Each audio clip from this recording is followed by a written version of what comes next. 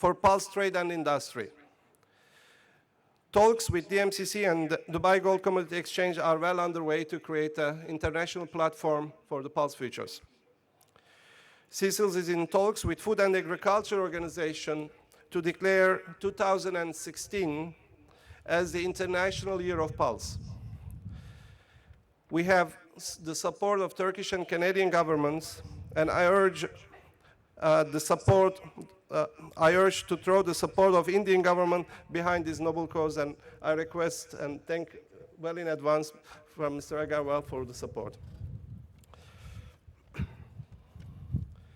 With this year's CSILS World Pulse Convention under my presidency, I'm excited in welcoming you all and your guests to CSILS 2012 convention in Dubai, which will be in the Atlantis Palm Dubai Hotel, and we expect more than 1,000 delegates from 50 countries.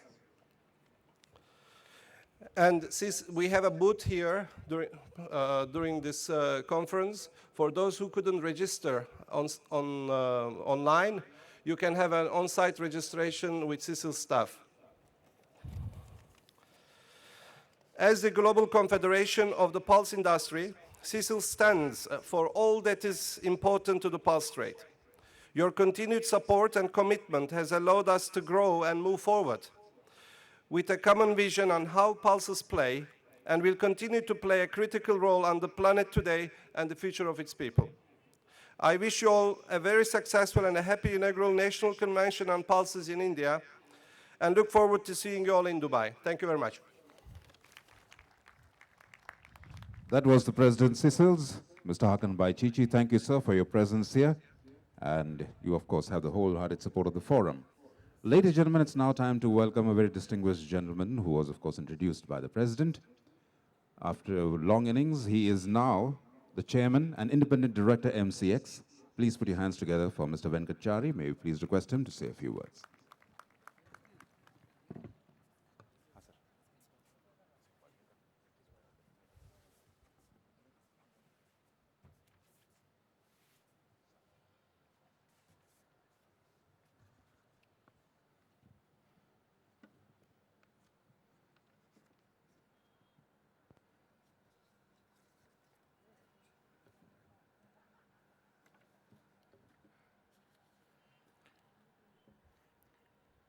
Mr. Rajiv Agarwal, Secretary, Ministry of Consumer Affairs, Government of India, the chief guest of this function.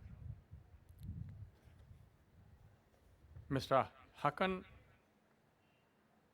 Bhai Chichi, President, CSILS.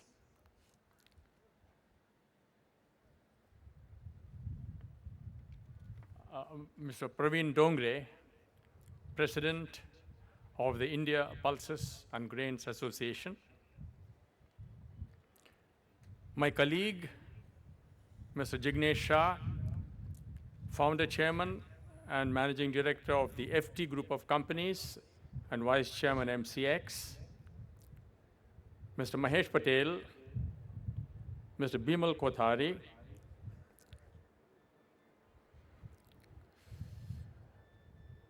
Mr. Ganga Murthy, Dr. Pavaskar, and my friend G. Chandrasekhar in the audience, distinguished participants in this Global Pulses Conclave 2012, ladies and gentlemen. I'm indeed grateful to the organizers for inviting me to this important Global Conclave on Pulses 2012. It's a well-known fact that an increase in per capita income and urbanization leads to changes in the composition of the food basket, with consumers moving from coarse cereals to superior cereals, rice and wheat, and pulses.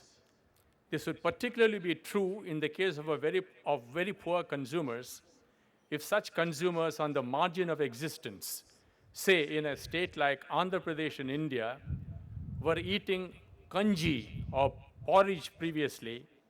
If their economic situation suddenly improves on account of the implementation of a new program, it is inevitable that they should aspire to eat idlis, for which urad dal is an essential ingredient.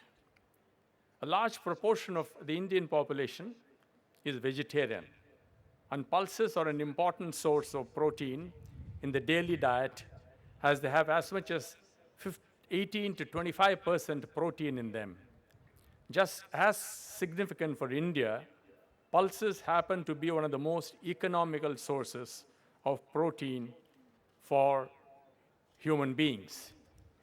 India is a net importer of pulses. India produces around a quarter of the world's total production of pulses, accounting for 1/3 of the total global acreage under pulses, according to the FAO of the United Nations. India's share in world pulses import accounted for 33.3% in 2009, the latest data available from the FAO. Indians consume 30% of the world's pulses, but domestic production of pulses has not kept pace with population growth. The production of pulses has grown at only 1% CAGR, compounded annual growth rate, from 1951 to 2011, compared to a population growth of about 2% during the same period. Even in a smaller time frame, during the last 10 years, the CAGR of pulses production remained at 1%. Even as the CAGR is low, the aggregate production figures conceal a more forbidding picture. Production growth of pulses has been subject to high volatility from year to year, almost in the range of plus 15% to minus 15% year on year. According to the estimates of the Reserve Bank of India, our central bank, per capita domestic availability of pulses has dropped from 23.3 kilos per person per year in 1951 to 15.5 kilos in 2011. Let me mention the main reasons for the low productivity of pulses in India. Out of 22.1 million hectares, only about 16% of the area is under irrigation. Farmers devote rather inadequate attention to the pulses cultivation due to lower returns compared with cash crops, poor storability and lack of storage facility, fluctuations in weather conditions which affect the crop very much. Farmers are stuck into the cobweb of lower prices and lower investment. The physical market conditions and the long supply chain in pulses are posing a serious threat to the price realization of farmers. The highly unorganized physical markets in pulses and lack of sufficient storage capacity threaten the very survival of small farmers, while imperfections in the supply chain cause massive price loss to farmers. It is in this context that I must mention, as Chairman MCX, about futures trading in commodities, which perform two functions: price discovery and price risk management. Price discovery function enables market participants to know and understand the market sentiment and to take trading decisions accordingly. The price risk management, or hedging function, helps those with underlying exposure to commodities. Such persons are called hedgers, as you all know, to insure themselves against adverse price movements in future. Futures trading should normally help farmers plan their cropping pattern based on forward prices on the exchanges. For processors and traders faced with the risk of adverse price movements, futures trading is a veritable boon. They can buy or sell futures contracts and lock in their profits or margins. Online trading in commodity futures or derivatives benefits the markets in several ways. Firstly, it facilitates larger geographical dispersion of trade and widens the market access, which promotes better price discovery with lower price volatility. Secondly, it ensures market efficiency by incorporating all information into the price determination process quickly and effectively in a manner that is clear to all participants. Thirdly, it minimizes trading costs through wider spreads, lower fees, lower brokerages, and lower commissions. Fourthly, it increases the volume of trade in the market by regularly attracting investors from different parts of the country through widely distributed computer terminals. Finally, online trading promotes transparency and minimizes market abuses as it offers improved methods of surveillance and a more accurate audit trail. The volatility of prices introduces an important element of uncertainty in the commodity trade and thus represents a risk for producers, traders, processors, and other consumers. The inter-year and intra-year price volatility poses serious problems to farmers and makes their income highly unpredictable and investment unprofitable. The farming community has derived immense benefits from hedging against the volatility of pulses prices. There has also been a large indirect impact of the futures market bestowed on farmers by way of improved prices and transparency in the knowledge and dissemination of prices across various trading centers. This has had a profound impact on the evolving of a pan-India market for the commodity as against the fragmented market for various types of pulses that was the case earlier. Steps are being taken both by the Forward Markets Commission and the national exchanges in India to spread the awareness among more and more farmers about the benefits of futures trading and to encourage their direct participation. In the new economic order, led primarily by market forces, national and international, devoid of state controls, futures trading has a special significance. This is particularly true for emerging economies with significant contribution of agriculture to the national economy. Various expert studies could not find any link between futures trading and inflation. The Abhijit Sen Committee in India, appointed by the Government of India, found, I quote, in particular, real prices of tur were lower during 2005 and 2006, when futures trading was significant, than in either 2003, before futures, or 2007, after delisting. This evidence contradicts the claim that futures trading caused excessive increase in tur prices. Not long after the Abhijit Sen Committee submitted its report, the Reserve Bank of India, in its annual report, has also come to the same conclusion, namely that there is no nexus between commodity futures trading and price inflation.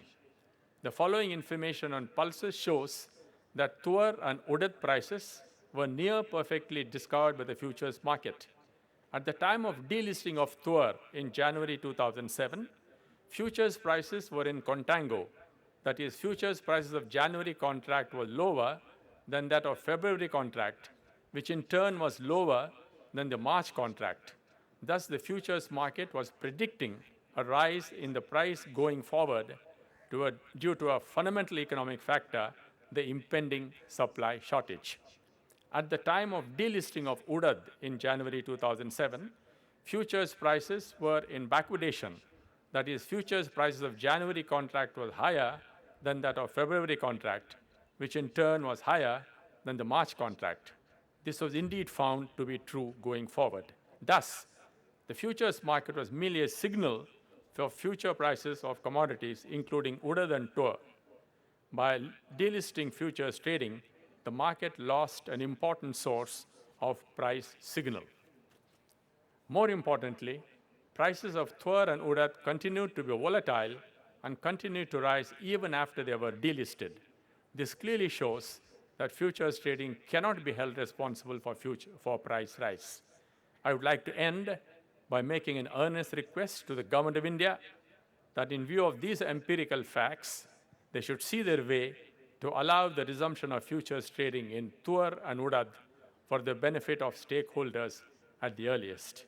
I'm grateful to the organizers for inviting me and for permitting me to place these views before this distinguished audience. I wish this three-day conference all success. Ladies and gentlemen, I thank you for your kind attention. That was the chairman MCX, Mr. Venkatachari. And now, ladies and gentlemen, please welcome the well-known chairman of Export Trading Group. Please welcome Mr. Mahesh Patel.